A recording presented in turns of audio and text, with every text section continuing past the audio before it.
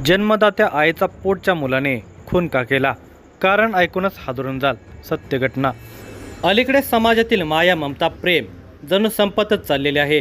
माणुसकीचा तर लवलेशही उरला नसल्याचे भयानक चित्र आहे। घराघरात आपुलकीच्या नात्यातही ताण वाढले आहेत। आई वडील आणि मुले भावंडे पती पत्नी अशा नात्यातही इतकी कटुता आली आहे की ते एकमेकाचा जीव घ्यायलाही मागे पुढे पाहत नाहीत। अहिल्यानगरमध्ये एका तरुणाने आपल्या आईचा निर्गुण खून केला। त्याने काम करून आईला सांभाळण्याऐवजी तिच्याकडेच तो पैसे मागून छळत होता। काही वेळा ती नकार द्यायची तेव्हा तो चिडचिड करून तिच्यावर हात उचलायचा। एक दिवस त्याने जन्मदात्या आईचा जीव घेतला।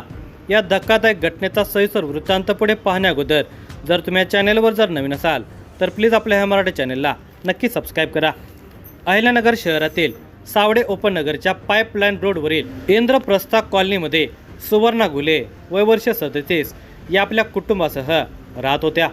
त्यांच्या कुटुंबामध्ये पती दिगंबर घुले वय वर्ष 40, मुलगा आयुष वय वर्षे 13 असे तिघजण आहेत। दिगंबर हे अहिल्यानगर MIDCतील कांक्रिया मारुती सुझुकी शोरूममध्ये कामाला आहेत। पाईपलाईन रोड जवळील कोहिनूर मंगल कार्यालय शेजारील एका भाडोत्री गाळ्यामध्ये सुवर्णा घरगुती खानावळ चालवतात। त्यांची आई बेबी सुधाकर गवारे वय वर्ष 60 आणि भाऊ सुहास गवारे वय वर्ष 34 हे दोघेजण तेथून जवळच असणाऱ्या गुलमोहर रोडवरील गजानन महाराज मंदिराजवळ संदीप सर्जेराव इंगळे यांच्या घरामध्ये भाडोत्री म्हणून राहतात। सुवर्णाची आई बेबी या तिच्या खानावळीच्या कामामध्ये मदत करत असत। त्याचबरोबर बेबी गवारे 2 ठिकाणी स्वयंपाकाच्या कामालाही जात असत। सुवर्णाचा भाऊ सुहासचे 12वी पर्यंत शिक्षण झाले आहे।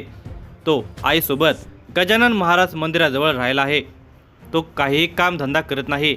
याउलट तो आईकडे सतत पैशांची मागणी करतो। त्याची आई बेबी गवारे यांची आर्थिक परिस्थिती बिकट असल्याने त्या सुहासला पैसे पुरवू शकत नसल्यामुळे अलीकडे सुहास चिडचिडा झालेला होता। तो आईवर नेहमीच दात ओठ खाऊन असे। एकतर काही कामधंदा करायचा नाही, म्हातारपणात आईला आर्थिक सहकार्य करायचे नाही, त्याउलट आईच्या अंगावर धावून जायचे आणि तिला शिवीगाळ करायची। हा सुहासचा नेहमीचाच उद्योग झाला असल्यामुळे त्याची आई सतत तणावामध्ये असायची। एवढेच नाही तर सुवर्णाची बहीण स्वतंत्र राहत होती। तिला आईची काळजी असल्याने दररोज सकाळ संध्याकाळी सुवर्णाही आईच्या घराकडे चक्कर मारून ख्याली खुशाली बघायची। शेवटी भाऊ किती मोठा असला तरी आईवर मुलींची माया वेगळीच असते। सोमवार दिनांक 16 फेब्रुवारी 2026 रोजी रात्री 10:30 वाजता सुवर्णा आणि तिच्या आईचे खानावळीतील काम संपल्यानंतर सुवर्णा आपली आई बेबी हिला तिच्या ॲक्सेस स्कूटीवरून घरी सोडण्यासाठी गेली होती। त्यावेळी घरामध्ये तिचा भाऊ सुहास शांत बसला होता। सुवर्णाने त्याच्याबरोबर बोलायचा प्रयत्न केला, मात्र तो काहीच बोलला नाही। त्याचे ते सगळे वागणे बघून सुवर्णाने तिच्या घरी परत जाण्याऐवजी तिथेच थांबण्याचा निर्णय घेतला। त्या दिवशी रात्री 12 वाजता सुवर्णाचा भाऊ सुहास हा बेडरूममधील दिवाण बेडरूमच्या दरवाजाजवळ उडून आणत होता। ते पाहून सुवर्णा आईला म्हणाली की तू माझ्यासोबत हॉलमध्ये न झोपता बेडरूममध्ये त्याच्याजवळ झोप, म्हणजे त्याने रात्रीतून काही कुटाणा करून फाशी घेतली तर ते वाईट होईल। तू त्याच्याजवळ बसल्यावर लक्ष ठेवता येईल। सुवर्णाने असे सांगितल्याने आई काही विचार न करता बेडरूममध्ये जाऊन झोपली। आई बेडरूममध्ये गेल्यानंतर सुहासने बेडरूमच्या दरवाजाला लाकडी दिवाण आडवा लावून आतून दरवाजा पॅक केला। आपल्या भावाचा असा विचित्रपणा पाहून सुवर्णा त्या रात्री जागीच राहिली। भावाने काही कमी जास्त करू नये या भीतीपोटी ती त्याच्यावर लक्ष ठेवून होती। रात्रभर तिच्या डोळ्याला डोळा लागला नव्हता। दुसऱ्या दिवशी पुन्हा तिला खानावळीच्या कामाला निघायचे होते। मंगळवार दिनांक 17 फेब्रुवारी 2026 रोजी सकाळी 8:30 वाजता स्वतःचा खानावळीचा व्यवसाय असल्याने सुवर्णा स्वयंपाकासाठी खानावळीवर गेली होती। त्यानंतर दुपारी 12:30 वाजता तिने तिचा मुलगा आयुषला आईकडे जेवणाचा डबा घेऊन पाठवले। तो आजीकडे आला असता आजी आणि मामा हे बेडरूममध्येच असल्याचे समजले। त्यावेळी बेडरूमचा दरवाजा लावलेला होता। आयुषने आजीला आवाज दिला। त्यावेळी आजी म्हणाली की मामा दरवाजा उघडत नाही, तो डबा टेबलवर ठेवून घरी जा। आजीने असे सांगितल्याने आयुष टेबलवर डबा ठेवून स्कूटीने पुन्हा आपल्या घरी आला. आपली आई सुवर्णा हिला आजीच्या घरी काय काय बोलणे झाले ते सांगितले. दुपारची सर्व खानावळीची कामं आटोपल्यानंतर 2:30 वाजता सुवर्णा आईच्या घरी आली असता तिने आईला आवाज दिला, पण तिच्याकडून काही प्रतिसाद मिळाला नाही. हाक मारूनही भाऊ उत्तर देत नसल्यामुळे तिला संशय येऊ लागला. तिने दरवाजाच्या पट्टीतून बेडरूममध्ये डोकावून पाहिले. बेडरूमच्या भिंतीवर रक्ताचे शिंतोडे उडालेले दिसले.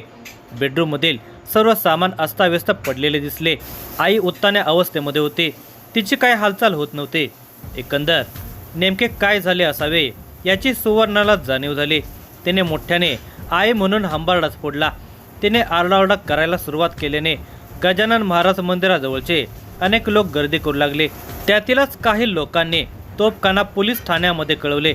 या घटनेची खबर मिळताच तोफखाना पोलीस स्टेशनचे पोलीस निरीक्षक जगदीश भांबळ, सहाय्यक पोलीस निरीक्षक कल्पना चव्हाण, हेड कॉन्स्टेबल गोरक्षनाथ काळे व इतर पोलीस अंमलदारांचे पथक सरकारी गाडीतून घटनास्थळावर तात्काळ हजर झाले. गुलमोहर रोडवरील नवलेनगरमधील गजानन महाराज मंदिराजवळच्या बेबी गवारे यांच्या घराजवळ जवळपासच्या लोकांची खूप गर्दी जमली होती. पोलीस येताच पांगापांग झाली. पोलीस पथक घटनास्थळी आले.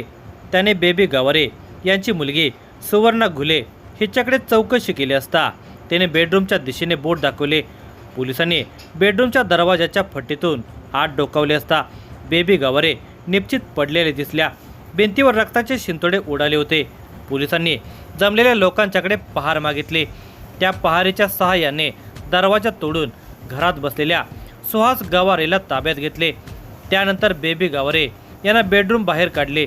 बेबी गवारे यांचे डोके, तोंड आणि डाव्या डोळ्याला जबर मार लागून तो फुटलेला होता. त्यावर टणक आणि धारदार शस्त्राने वार केले होते. पोलिसांनी बेडरूमचे बारकाईने निरीक्षण केले असता कैरी कापण्याचा अडकित्ता, त्यास लाकडी फळी तसेच कात्रीचे एक धातूचे पाते त्या ठिकाणी पडले होते. पोलिसांनी 108 ॲम्ब्युलन्स बोलावून बेबी गवारे यांना अहिल्यानगरच्या सिव्हिल हॉस्पिटलला हलवले. तेथील डॉक्टरांनी तपासून त्या मयत झाल्याचे घोषित केले. पोलीस निरीक्षक जगदीश भांबळ यांनी या घटनेची खबर पोलीस अधीक्षक सोमनाथ घारगे यांना दिली. घटनास्थळाचा पंचनामा करून गुन्ह्यात वापरलेली शस्त्रे जप्त करण्यात आली. मृतदेहाचे पोस्टमॉर्टम झाल्यावर त्यांच्यावर अंत्यसंस्कार करण्यात आले. सुवर्णा दिगंबर घुले यांनी दिलेल्या फिर्यादीवरून सुहास सुधाकर गवारे याच्याविरुद्ध गुन्हा रजिस्टर नंबर 95/2026 भारतीय न्याय संहिता 103 127(2) अन्वये गुन्हा दाखल केला. आपल्या आईने पैसे दिले नाही म्हणून तिचा खून केल्याचे आरोपी सुहास गवारे यांनी सांगितले. अशा या मुलाला मृत्यूदंडाची शिक्षा व्हायला हवी असा चर्चेचा सूर निघत होता. पुढील तपास सहाय्यक पोलीस निरीक्षक कल्पना चव्हाण या करत आहेत.